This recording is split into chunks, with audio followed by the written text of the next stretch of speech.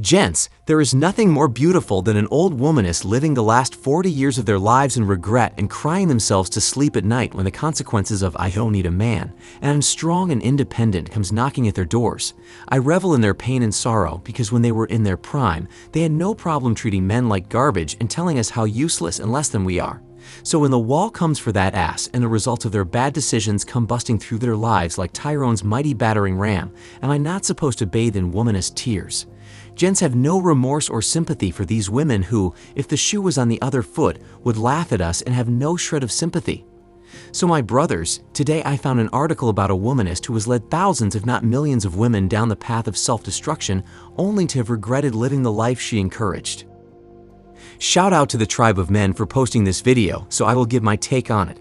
And before I dive into the video, I will say that for the men who have no interest in marriage and relationships, you have to thank womanism.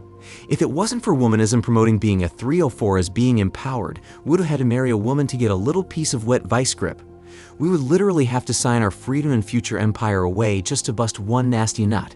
So womanism, I thank you from the bottom of my heart for allowing women to be out here in these streets dishing out peace leave like we're at the homeless shelter. Without you leading the deaf, dumb and blind to a life of secret misery, we cheek slayers would never be able to get stank without committing.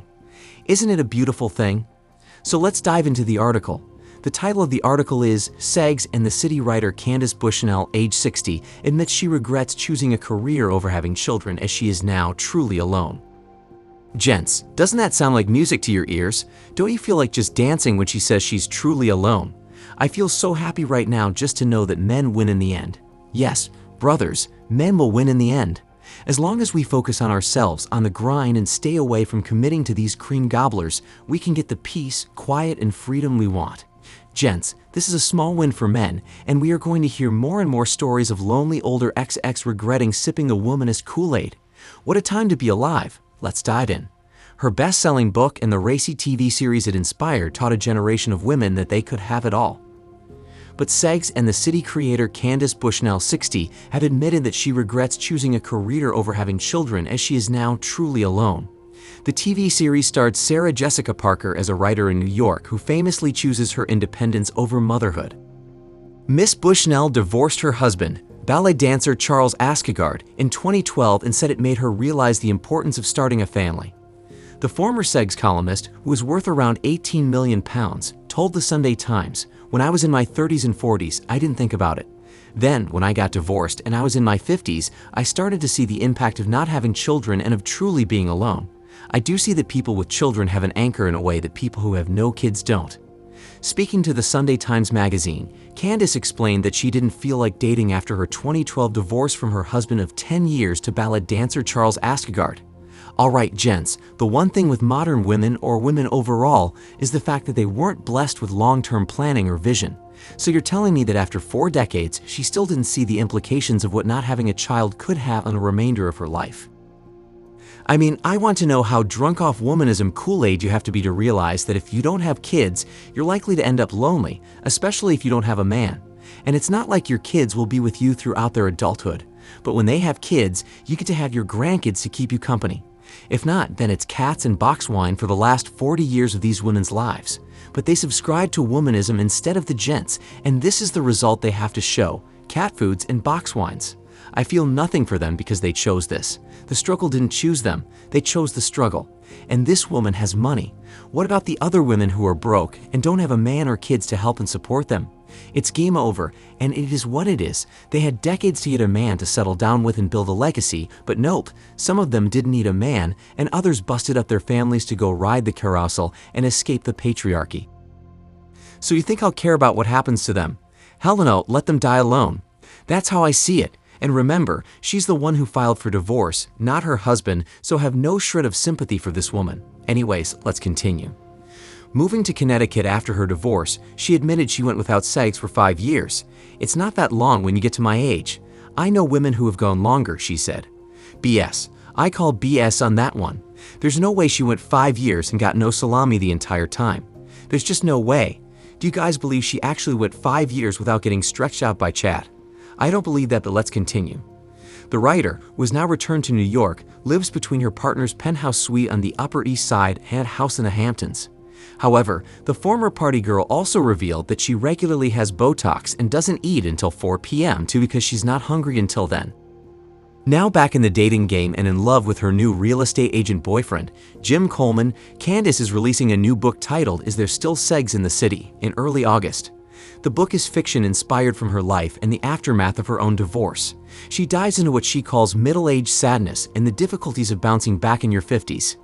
Candace argued that it is harder to recover from bad news in your 50s than in your 20s or 30s, and she added that in the eyes of many people, women, particularly those over 50, were often blamed for the setbacks they had to overcome. However, she added that she had found turning 60 a relief, which helped get rid of her sense of shame. So Gents, her boyfriend, couldn't do any better. I'm just saying he had to date a 60-year-old woman? Look, he can like who he wants to, but come on 60. I wouldn't have done it, not in a million years. And at age 60, does her vice grip still gets wet? So many questions, brothers, to which I will not get the answers. All I know is I would be dating women in their 20s, not no bunion toe and Botox addict. Hell no, just date the girl she's trying to look like. But it is what it is. She can date whoever she wants to, and the same goes for men. I just don't see what they see in a woman that's 60 years old and still single. And she mentions feeling shame, which ties into how vital shame is in our society. Shame was used to steer women away from self-destruction because men used to save women from themselves when we had dominion over them. Now that we can't check, control, or shame women, look at the self-sabotaging nature of these modern women in their lives and those around them. So I agree that we need shame because it keeps us in check from not making stupid decisions like this woman did. We need to bring back shame, in my opinion. There are too many women running around here with nothing to show in their lives other than student loan debt and a baby out of wedlock. Anyways, let's continue. She admitted to having Botox regularly, having had fillers done, and once considered going through a Mona Lisa procedure to vaginal rejuvenation laser surgery priced at £3,000. In the book, she mentions not eating before 4 p.m., not out of discipline, but because she's simply not hungry. She likes to have dinner early and will snack while cooking. The socialite, who first came to New York in the 1980s, when Studio 50 was all the rage, thinks modern dating has made women angry and frustrated. The writer admitted that she finds New York boring, consensual, and 1,000 times less fun than what it used to be. Well, gents, what about the men who have to deal with women like this? Aren't they frustrated by dating entitled and disrespectful women?